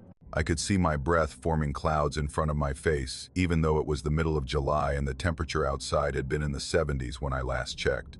My radio crackled to life. I had not touched it. The channel was still set to the ranger station frequency, but instead of Marie's voice, I heard static. Thick, hissing static that filled the cabin like a living thing. I reached for the dial to turn it off. Then I heard the voice. It came through the static, faint but unmistakable. A voice that should not have been there. A voice that knew my name. Nathan. Just my name, spoken once. Soft and distant, like someone calling from very far away. I froze with my hand on the radio. The voice spoke again. Nathan, why did you come here? It was not a question. It was a statement, an accusation. The voice was flat and toneless, neither male nor female, like it had been assembled from pieces of other voices and stitched together into something almost human. I turned off the radio. The static stopped, the voice stopped, but the cold remained, and the light still pulsed beneath my floor. I do not know how long I stood there. Minutes, hours, time lost all meaning. I just stared at that trap door, waiting for something to happen, waiting for whatever was down there to make its next move. Eventually, the light faded. It did not move away. It just dimmed, growing fainter and fainter until there was nothing left but darkness. The cold lingered for a few more minutes, then it too was gone. The cabin returned to its normal temperature. The forest sounds resumed outside. It was as if nothing had happened. I did not sleep that night. I sat in the corner of the cabin with my back against the wall and my eyes on the door, waiting for sunrise. When the first gray light of dawn finally crept over the mountains, I made a decision. I had to see where that light had come from. I had to know if there was any rational explanation for what I had witnessed. I climbed down from the tower and hiked toward the valley where I had first spotted the glow. It took nearly an hour to reach the area, pushing through dense undergrowth and scrambling over fallen logs. The forest was old here. Massive trees blocked out most of the sunlight. The air smelled like moss and decay. I found the spot around 8 in the morning. There was a clearing in the middle of the old growth, maybe 50 feet across. It looked like it had once been a meadow, but something had killed everything that tried to grow there. The grass was dead. Not brown or dormant. Dead. Black and withered, like it had been burned from the inside out. The circle was almost perfect, nearly 20 feet in diameter. Every blade of grass within that boundary was the same shade of charred black. Outside the circle, the vegetation was normal, green and healthy and alive, but inside, nothing survived. I stood at the edge of that dead circle for a long time, trying to understand what I was looking at. There were no scorch marks, no signs of fire, No explanation for why this patch of ground had died while everything around it thrived. I took photographs. I collected samples of the dead grass. I made detailed notes about the location and dimensions of the circle. Then I hiked back to my tower and radioed the ranger station. Marie patched me through to the district supervisor. I told him everything: the light, the cold, the voice on the radio, the dead circle in the forest. He listened without interrupting. When I finished, he was quiet for a long moment. Then he told me that I was not the first lookout to report strange lights in that area. Others had seen them over the years. Most had dismissed them as hallucinations or tricks of the eye. A few had requested immediate transfer. He said they would send someone to investigate the clearing. He said I should get some rest and not worry about it. They never sent anyone. When I asked about it a week later, he changed the subject.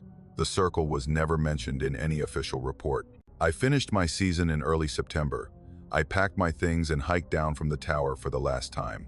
The ranger who picked me up at the trailhead asked if I would be coming back next year. I told him no. I have not been back to those mountains since. I returned to my normal life, or some version of it. I found a new job. I started therapy. I tried to convince myself that what I experienced was a product of isolation and stress, a temporary break from reality brought on by too much solitude. But I still have the photographs, the samples of dead grass, the notes I took that morning in the forest. They are real. They are tangible proof that something happened on that ridge in the middle of July. And sometimes, late at night when I cannot sleep, I still hear that voice, flat and distant and utterly inhuman. Nathan, why did you come here? I do not have an answer. I do not think there is one. Some things in those mountains are not meant to be understood. Some lights should never be followed. Some questions should never be asked. I learned that lesson in the Cherokee National Forest, 60 feet above the ground, listening to something call my name through the static of a radio that should have been silent. And I have been running from it ever since. I have driven through eastern Kentucky more times than I can count. My job as a pharmaceutical sales representative took me across the rural stretches of the state on a regular basis, winding through small towns and hollers that most people have never heard of. I learned to appreciate those long drives through the mountains. The scenery was beautiful, especially in autumn when the leaves turned and the hills looked like they were on fire with color. I never minded the isolation or the empty roads. I found them peaceful. That changed on the night of October 23rd, 2019. I was returning from a sales call in Pikeville, heading west toward Lexington, where I had a hotel room waiting. The drive should have taken about 3 hours on a good day, but I had stayed later than planned with a client and did not get on the road until almost 9 o'clock. The sun had been down for hours by the time I hit the mountain roads, and a thick fog had rolled in from the valleys, cutting my visibility to almost nothing. I was somewhere on Route 15, a 2-lane highway that cuts through some of the most remote territory in the state. There are long stretches where you will not see a single house or gas station for 20 miles or more. The cell service is spotty at best and non-existent at worst. It is the kind of road where you do not want anything to go wrong. Something went wrong. I heard the engine sputter first, a coughing, choking sound that made my stomach drop. I checked the gauges, and everything looked normal. Full tank of gas, temperature steady, but the sputtering continued, and then the engine died completely. The power steering went out. The dashboard lights flickered and went dark. I managed to coast to the shoulder before the car stopped completely.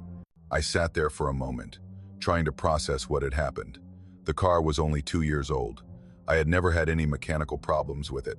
I turned the key in the ignition. Nothing. Not even a click. The battery was dead, or something worse had failed. I pulled out my phone to call for help. No signal, not even a single bar. I held it up toward the window, moved it around the car, even got out and walked in circles trying to find a spot where it might connect. Nothing worked. I was stranded on an empty road in the middle of nowhere with no way to call for help. I looked around, trying to get my bearings. The fog made it impossible to see more than 30 or 40 feet in any direction. I could make out the dark shapes of trees on both sides of the road and nothing else.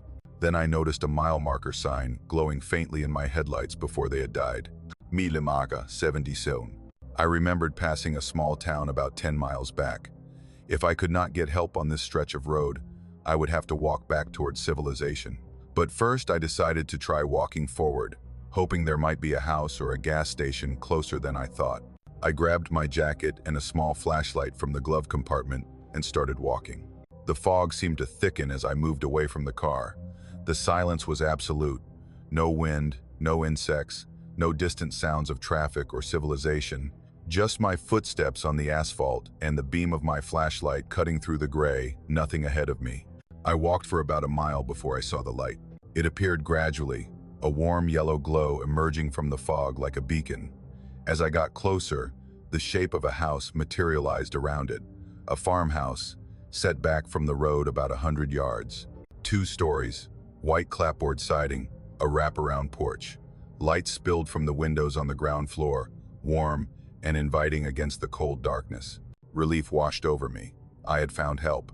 I would be able to use their phone and call a tow truck, and this whole ordeal would become nothing more than an inconvenient story to tell at dinner parties. I walked up the gravel driveway and climbed the porch steps. The boards creaked softly under my weight. I noticed that the house looked old but well maintained. Fresh paint on the trim, clean windows. A wooden rocking chair sat near the front door, motionless despite a slight breeze I could not feel. I knocked on the door and waited.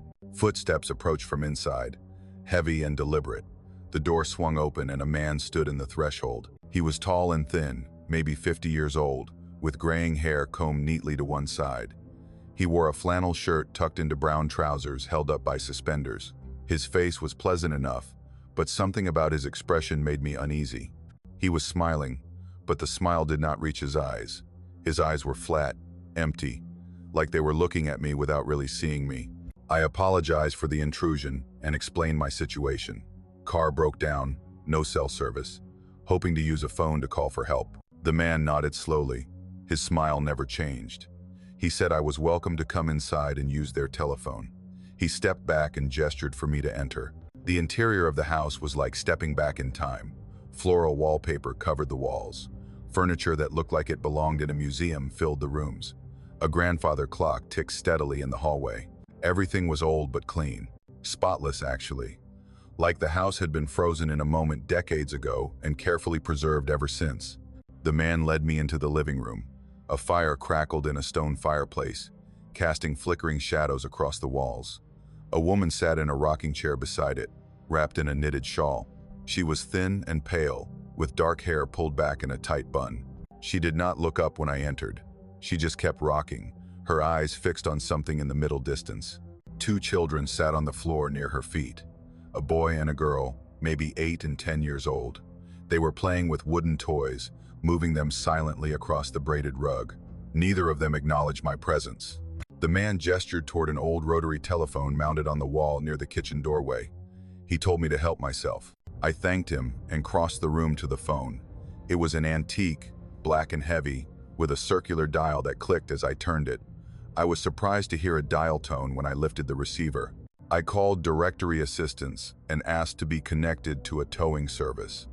The dispatcher said they could have someone to mile marker 77 within an hour. I hung up and turned back to the family. The man was standing near the doorway, watching me. His smile had not changed. The woman continued rocking. The children continued their silent play. He asked if I would like some coffee while I waited. His voice was polite but strange, too formal, too measured, like he was reading from a script he had memorized long ago. I did not want to stay. Every instinct told me something was wrong with this house and these people, but it was cold outside, and the alternative was waiting alone on an empty road in the fog. I told myself I was being paranoid. I accepted the offer. The man disappeared into the kitchen. I heard the clink of cups and the soft sound of liquid being poured.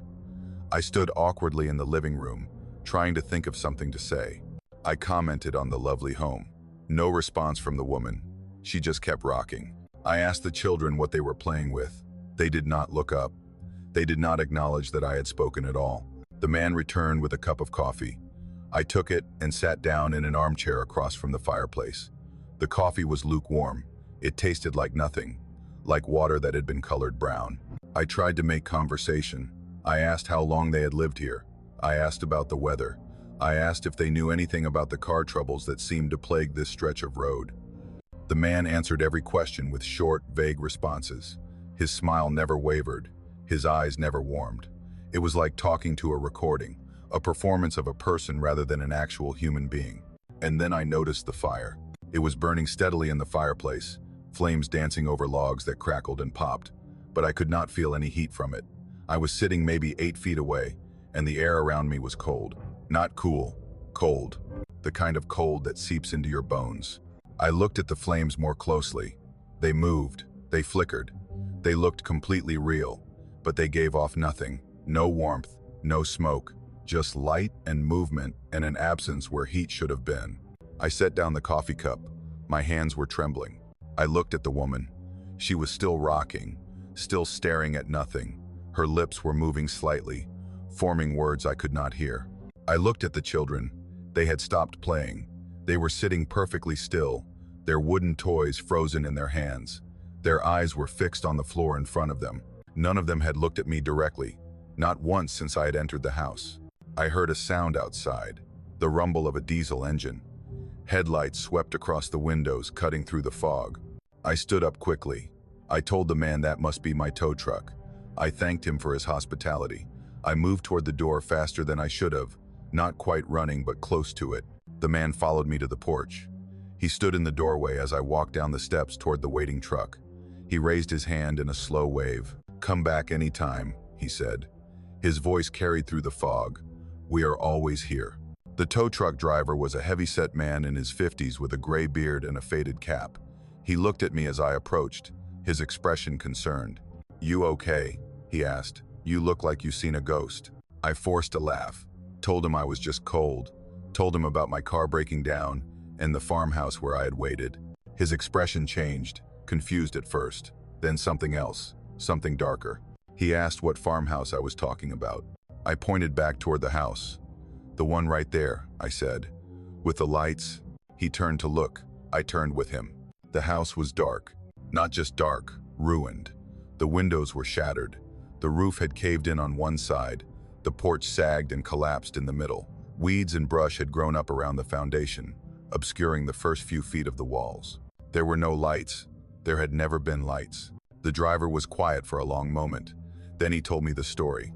A family had lived in that house back in the 70s. A man, his wife, and their 2 young children. In the fall of 1979, a fire had broken out in the middle of the night. Something electrical, they thought. The whole family had died before anyone could reach them. The house had partially burned but never collapsed completely. It had just sat there ever since, rotting slowly back into the earth. He said some folks claimed to see lights in the windows sometimes, late at night, when the fog rolled in. But whenever anyone went to investigate, there was nothing there. Just an empty shell of a house and the memory of people who had died 40 years ago. I did not say anything. I could not. I just stood there staring at the dark ruin of a house where I had sat drinking cold coffee and talking to a man whose smile never reached his eyes. The driver helped me hook up my car. We drove in silence back toward the nearest town. I kept looking in the side mirror, watching the farmhouse disappear into the fog behind us. Just before it vanished completely, I saw something. A faint glow in one of the broken windows, warm and yellow, like firelight, and a figure standing on the collapsed porch, tall and thin, raising one hand in a slow wave.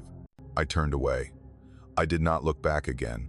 The mechanic found nothing wrong with my car. The battery was fine. The engine started on the first try. He could not explain why it had died on the road. I have driven that route dozens of times since that night. I always check the mile markers. I always watch for the farmhouse. I have never seen it again. The lights have never appeared. But sometimes, late at night when I am driving alone through the mountains, I hear something on my radio. Static that should not be there. And through the static, very faintly, a voice. "Come back anytime," it says. "We are always here." I do not know who they were. I do not know why they invited me into their home. I do not know what would have happened if the tow truck had taken longer. If I had stayed past that hour, if I had drunk more of that cold, tasteless coffee, I do not want to know. Some houses hold on to things. Some families never leave. And some nights on lonely stretches of road, the past reaches out to touch the present in ways we cannot explain. I still drive through eastern Kentucky sometimes. I still appreciate the mountains and the solitude, but I never stop at Mila marker 77, and I never will again. I was born in a small town called Millbrook, nestled in the mountains of western North Carolina. It is the kind of place that does not appear on most maps, the kind of place where families have lived for generations and outsiders rarely stay for long. We have one main street with a hardware store, a diner, and a church that has stood since before the Civil War. Everyone knows everyone. Secrets do not exist here. They cannot. In a town this small, the walls have ears and the trees have eyes, and nothing stays hidden for long, except for what lives in Black Hollow. The hollow sits about 4 miles north of town, carved into the side of Lockwood Mountain like a wound that never healed. From certain angles you can see it clearly, a dark gash in the green expanse of forest. Nothing grows there. The trees stop at the edge of the hollow like they are afraid to go any farther. The ground is bare and gray, covered in rocks and dead soil that has not supported life in living memory. No birds fly over it, no deer grace near it. Even the insects seem to avoid that place. I asked my father about it once when I was a boy. I was maybe 7 or 8 years old, curious about everything, too young to understand that some questions should not be asked. He was sitting on the porch, drinking coffee and watching the sun go down behind the mountains. I pointed toward the hollow and asked why it looked so different from the rest of the forest. He did not answer right away. He just stared at that dark scar on the mountainside with an expression I had never seen before. Fear. Not the quick, sharp fear of a sudden scare, but something deeper. Something that had settled into his bones and made a home there. He told me that Black Hollow was a bad place. He told me that something lived up there, something that had been there longer than our town, longer than the Cherokee who came before us, longer than anyone could remember. He told me that every few decades, when the storms came hard and the lightning split the sky, that something would come down from the hollow, and it would take people. I thought he was telling me a ghost story, the kind of tale parents tell their children to keep them from wandering too far from home. I did not believe him. Not really. Not until I was 12 years old and my Aunt Ruth disappeared. Ruth was my mother's younger sister. She lived alone in a small house on the north side of town, closer to the mountain than anyone else. She had moved there after her husband died, wanting the solitude, wanting the quiet. She was a kind woman, gentle. She taught Sunday school at the church and always had fresh cookies waiting when I came to visit. I loved her more than almost anyone in the world. The storm came on a Thursday night in late October of 1998. I remember because it was 2 days before Halloween and my mother had been helping me put the finishing touches on my costume. The weather had been strange all week. Warm during the day but cold at night. The sky had a greenish tint that made the old folks nervous. They said it was storm weather. Bad storm weather. They were right. The rain started around 6 in the evening. By 8 it was coming down so hard you could not see across the street. Lightning cracked across the sky every few seconds, turning night into day in blinding flashes. The thunder was so loud it shook the windows in their frames. My mother made us all sleep in the living room that night, away from the windows, huddled together like refugees. I could not sleep. The storm was too loud, too violent. I lay on the floor wrapped in blankets, listening to the rain hammer against the roof and watching the lightning illuminate the room in stuttering flashes. At some point, I got up and walked to the window. I do not know why. Something pulled me there. Something made me look. I looked toward Black Hollow. Lightning flashed, and in that instant of white light, I saw something standing at the edge of the tree line. It was shaped like a person, 2 arms, 2 legs, a head, but the proportions were wrong. It was too tall, too thin. Its limbs were stretched and elongated, like someone had taken a human figure and pulled it like taffy. It stood perfectly still, facing our town, facing the houses that lined the street below. The lightning faded and darkness returned. When the next flash came, the figure was gone. I stood at that window for a long time, my heart pounding, my breath fogging the glass. I told myself I had imagined it, a trick of the light, a shadow that my brain had turned into something else. I almost believed it. Then the phone rang. My mother answered. I watched her face change as she listened. Fear, confusion, grief. She hung up without saying goodbye and turned to my father with tears streaming down her cheeks. Aunt Ruth was gone. The neighbors had seen her lights on during the storm. When the power went out around midnight, they assumed she had gone to bed like everyone else. But in the morning, when the storm had passed and the sun rose over the mountains, they noticed her front door standing wide open. They found her dinner, still warm on the table. a half-eaten plate of meatloaf and mashed potatoes, a glass of sweet tea with the ice not yet melted. Her reading glasses sat on the arm of her favorite chair. Her shoes were by the door. Everything was exactly as it should have been, except Ruth was not there. There were no signs of struggle, no broken windows, no overturned furniture, no footprints in the mud outside her door, despite the rain that had turned her yard into a swamp. It was as if she had simply stood up from her dinner, walked to the door, opened it, and stepped into the storm. She was never seen again. The search parties combed the mountain for weeks. They brought in dogs. They brought in helicopters. They searched every cave and cabin and abandoned mine shaft within 20 miles. They found nothing, not a scrap of clothing, not a footprint, not a single trace that Ruth had ever left her house. The official report said she had wandered out during the storm and gotten lost. Probable drowning in a flash flood. Body washed away by the current. Case closed. But the people of Millbrook knew better. They knew about Black Hollow. They knew about the thing that came down during storms. They knew about the 7 people who disappeared in 1952. They knew about the others who had vanished in the decades since, always during storms, always from homes closest to the mountain. They knew, but they did not speak of it, not out loud, not where outsiders might hear. I told my parents what I had seen that night, the figure at the tree line, the impossible shape standing in the lightning. I expected them to call me a liar, to tell me I had dreamed the whole thing, to dismiss it as the overactive imagination of a frightened child. They did not. My father sat me down and told me to never look toward Black Hollow again. He told me that what lived up there could sense when it was being watched. He told me that looking at it was like sending an invitation, a signal that you knew it was there, that you were aware of its existence. And once it knew you could see it, it would never forget your face. I took his warning to heart. I never looked toward the hollow again, not during storms, not during calm nights, not ever. I learned to keep my eyes down and my curtains closed whenever the sky turned dark and the thunder rolled across the mountains. 25 years passed. I grew up. I got married. I had children of my own. I stayed in Millbrook because this is my home, because my family is here, because leaving felt like running away from something I could not escape no matter how far I went. I told myself the thing in Black Hollow was just a story, a legend that had grown from tragedy and fear and the human need to explain the unexplainable. I almost believed it. Then came the storm last month. The meteorologists called it a once-in-a-generation event, a massive low-pressure system that stalled over the mountains and dumped more rain in 12 hours than we normally see in a month. The creeks flooded, the power went out, trees came down across roads all over the county, and the lightning, God, the lightning. It started around 9 in the evening and did not stop until dawn. Flash after flash, so constant that the night never truly got dark.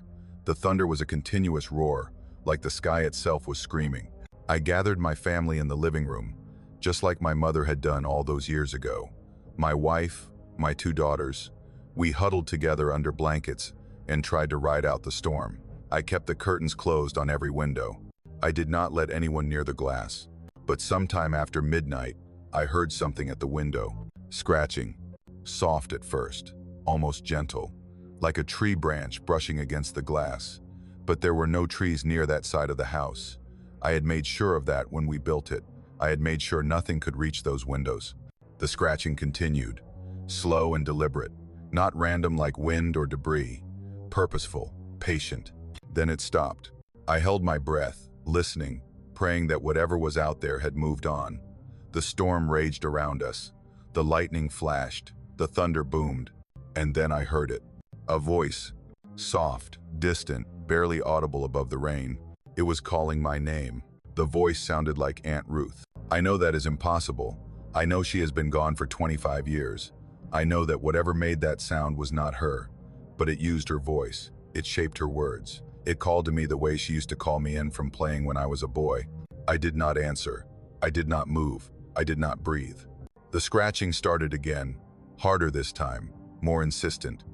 The window rattled in its frame. My wife looked at me with terror in her eyes. My daughters clung to each other, crying silently. I wanted to look. God help me. I wanted to see what was out there. I wanted to know if it was the same thing I had seen 25 years ago. I wanted to understand what had taken my aunt and all the others. But I remembered my father's words. I remembered the warning he had given me on that terrible night. Once it knew you could see it, it would never forget your face. I kept my eyes closed. I covered my ears. I held my family and I prayed to a God I was not sure I believed in anymore. The scratching stopped around 3 in the morning. The storm began to die down shortly after. By dawn, the rain had faded to a drizzle and the lightning had moved on to the east. I walked outside and looked at the window where the scratching had come from. There were marks on the glass, long, thin scratches that ran from top to bottom. They were too regular to be random damage, too deliberate to be explained by debris. And in the mud below the window, I found footprints. They were shaped like human feet, but they were wrong. Too long, too narrow. The toes stretched forward in a way that no human foot could stretch. They led from the window to the edge of our property, then disappeared into the grass that slopes up toward the mountain, toward Black Hollow. I am 43 years old now. I have lived in this town my entire life. I know what lives in that hollow. I know what comes down during storms. I know that it took my aunt and will probably take someone else before I die. And I know that it remembers me. It remembers the 12-year-old boy who looked out his window during a storm and saw something he should not have seen. It has been waiting for me ever since. Patient, eternal, hungry. I do not know what it wants. I do not know why it takes people, or where it takes them, or what happens after they are gone. I only know that every storm brings it closer. Every flash of lightning illuminates its path down the mountain. Every clap of thunder masks the sound of its footsteps approaching our homes. The next big storm is coming this weekend. The forecasters are already warning people to prepare. They are talking about flooding and power outages and potential evacuations. I am not evacuating. I am not leaving. This is my home. But I have boarded up the windows. All of them. I have told my wife and daughters to stay in the interior rooms. I have loaded my father's shotgun, even though I know it will not help. And when the storm comes, I will sit in the darkness and wait, because something lives in Black Hollow, and sooner or later, it always comes to collect. There is a song that has haunted my family for 5 generations. It has no name, no composer, no written record that anyone outside our bloodline has ever seen. We call it the Redbone Creek Song because that is where it came from. That is where it found us. And that is where it waits still, patient and eternal, singing to anyone foolish enough to listen. I grew up in a small town in the mountains of eastern Kentucky, in a house that had belonged to my family since before the Civil War. My grandmother raised me there after my parents died in a car accident when I was 4 years old. She was a stern woman, hardened by loss and poverty, and the weight of secrets she carried but never spoke aloud. She loved me in her own way, but there was always a distance between us. A wall she had built to protect herself from something I did not understand. She had rules. Strict rules that made no sense to me as a child but were never to be questioned.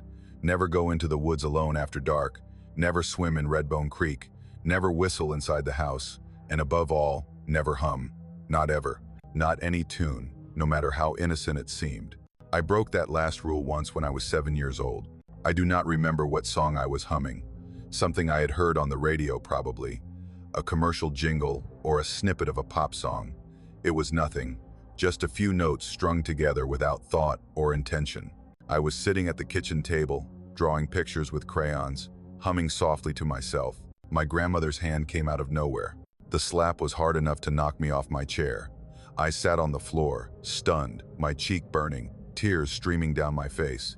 I had never been hit before, not once in my entire life. My grandmother stood over me, her face white, her eyes wild with something that looked like terror. She grabbed me by the shoulders and shook me. She demanded to know where I had heard that tune. What song was I humming? Who had taught it to me? I did not know what she was talking about. I was 7 years old and frightened and confused. I told her I did not know. I told her it was just a song, just a stupid song that did not mean anything. She stared at me for a long moment. Then she pulled me into her arms and held me so tight I could barely breathe. She was shaking. I could feel tremors running through her body like she was fighting to hold herself together. She made me promise to never hum again. Not any song, not ever. She told me that some melodies were dangerous, that music could carry things inside it, things that did not belong in our world. She told me that our family had been touched by something a long time ago, and that touch had never fully let go. I promised. I was too scared to do anything else. Years passed. I grew up. I moved away for college. I built a life in Lexington, working as a nurse at a hospital downtown. I met someone, fell in love, got married, had a daughter of my own. My grandmother passed away when I was 32, and I inherited the old family house in the mountains. I did not go back for the funeral. I sent flowers instead. I told myself I was too busy with work, too overwhelmed with responsibilities. But the truth was simpler and harder to admit. I was afraid of that house, afraid of the secrets buried in its walls, afraid of whatever had made my grandmother slap me when I was 7 years old. But last year, my marriage fell apart. My husband left. My daughter went off to college. I found myself alone in a way I had not been since childhood, and something pulled me back to the mountains. A need I could not explain, a longing for home that felt less like nostalgia and more like compulsion. I drove up on a Friday afternoon in late September. The leaves were just starting to turn, painting the hillsides in shades of gold and orange. The old house looked smaller than I remembered, more fragile. The paint was peeling and the porch sagged in the middle, and the windows were clouded with decades of grime. But it was still standing, still waiting. I spent the first few days cleaning and sorting through my grandmother's belongings. Most of it was junk, old newspapers and broken appliances and clothes that had not been worn in decades. But buried in the back of her closet, I found a box I had never seen before.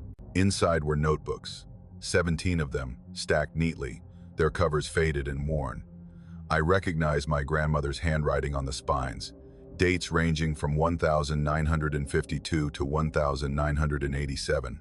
I opened the first one and found pages filled with musical notation. The same sequence of notes, repeated over and over, sometimes with slight variations, sometimes with words written beneath them in a language I did not recognize. The handwriting grew more frantic as the pages progressed, more desperate. By the end of the first notebook, the notes were scrawled in heavy, dark ink, pressed so hard into the paper that the pages were nearly torn through. I did not understand what I was looking at, but I felt something when I touched those pages, a chill that ran up my spine and settled at the base of my skull, a whisper of familiarity, like a word on the tip of my tongue that I could not quite grasp. I remembered my grandmother telling me about the notebooks. She had burned them. She had told my mother she burned them. But here they were, hidden in her closet, preserved like sacred relics. I should have burned them myself.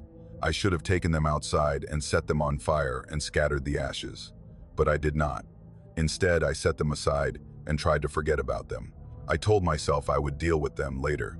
That evening, I walked down to Redbone Creek. I do not know why. The creek was forbidden. My grandmother had made that clear my entire childhood. But something drew me there, an urge I could not resist, a pull that felt less like curiosity and more like inevitability. The creek was about a quarter mile from the house, down a narrow path that wound through the woods. The water was shallow and clear, running over smooth stones that had been polished by centuries of current. The banks were lined with willows whose branches hung low over the water like curtains. I sat on a flat rock at the edge of the creek and watched the sun go down. The sky turned pink, then orange, then deep purple. The shadows lengthened. The forest grew quiet. That was when I heard it, a woman's voice, singing somewhere in the trees. The melody was unlike anything I had ever heard.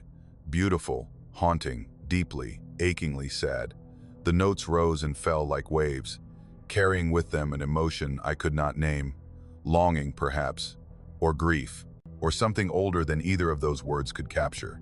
I stood up and looked toward the sound. The voice seemed to come from everywhere and nowhere, drifting through the trees like mist. I could not see anyone. I could not identify the direction. It was simply there, all around me, filling the air with its impossible beauty. And then I realized something that made my blood run cold. I knew the song, not consciously, not in any way I could explain, but somewhere deep inside me, in a place beyond memory or reason, I recognized every note, every word, every subtle variation in pitch and rhythm. The melody was as familiar to me as my own heartbeat. I started to hum along. I did not mean to. I did not choose to. The sound just rose from my throat, unbidden and unstoppable. The notes spilled out of me like water from a broken dam. I knew the words too, though I had never learned them. A language I did not speak, forming on my lips with perfect fluency. I do not know how long I stood there, singing along with the voice in the forest. Minutes, hours, time lost all meaning. There was only the song and the creek and the darkness gathering around me like a shroud. Eventually, the singing stopped. The forest went silent. The voice faded away, leaving nothing but the soft murmur of the creek and the rustle of wind through the willows. I stood alone in the darkness, my throat raw, my mind reeling. I walked back to the house in a daze. I do not remember the journey. I only remember sitting at my grandmother's kitchen table, staring at the notebooks, understanding finally what they contained. My great-great-grandmother had heard the song in 1892. She had been washing clothes by Redbone Creek when the voice found her. She followed it into the woods, searching for the singer, but she never found anyone. When she came home, she was different, changed. The melody had taken root inside her and would not let go. She spent the rest of her life trying to transcribe it. 17 notebooks filled with her attempts to capture something that was never meant to be written down. My grandmother told me she burned them because she wanted to destroy the song forever, but she had not burned them. She had kept them, hidden them, preserved them, because once you hear the song, you cannot let it go. I have been humming it ever since that night. I cannot stop. The melody plays in my head constantly, a loop that never ends. I wake up humming. I fall asleep humming. I hum while I eat and shower and drive and work. My coworkers have noticed. My daughter has noticed. They ask me what song it is, and I cannot tell them because I do not know. I only know that it owns me now, the same way it owned my great-great-grandmother. I have tried to record it. I have tried to write it down, but every recording comes out as static. Every transcription looks like nonsense when I review it the next day. The song does not want to be captured. It only wants to be sung. I went back to Redbone Creek last week. I do not know what I was looking for. Answers, maybe, or release, or the woman whose voice had called to me that first evening. I found none of those things, but I heard her singing again, deeper in the woods this time, farther from the water, and I followed the sound. I pushed through branches and climbed over fallen logs and stumbled through the darkness, chasing a melody that always seemed just out of reach. I found a clearing. In the center of the clearing stood a woman. She was old, impossibly old. Her skin was gray and papery, stretched tight over bones that seemed too prominent. Her hair hung in long white strands that reached past her waist. Her eyes were milky and blind. She was facing away from me, swaying gently, humming the song that had consumed my family for 5 generations. I tried to speak. I tried to call out to her, but no words came, only the melody. I stood there in the darkness, humming along with her, unable to stop, unable to look away. She turned slowly to face me, and she smiled. Her mouth was too wide. Her teeth were too long. Her blind eyes seemed to see right through me, into the place where the song had made its home. She reached out her hand. I ran. I do not remember the journey back. I do not remember how I found the path or the house or my car. I only remember driving away as fast as I could, the song still playing in my head, louder now, more insistent, drowning out everything else. I am back in Lexington now. I have not returned to the mountains since that night. I tell myself I never will. But the song is still there, always there, playing on an endless loop inside my skull. And sometimes, late at night when the world is quiet, I hear a woman singing outside my window. The melody is beautiful, and I know every word. I do not know how much longer I can resist the urge to follow it. I do not know what will happen when my resistance finally breaks. I only know that somewhere in the mountains of eastern Kentucky, by a creek named Redbone, something ancient is waiting for me. And sooner or later, I will have to answer its call.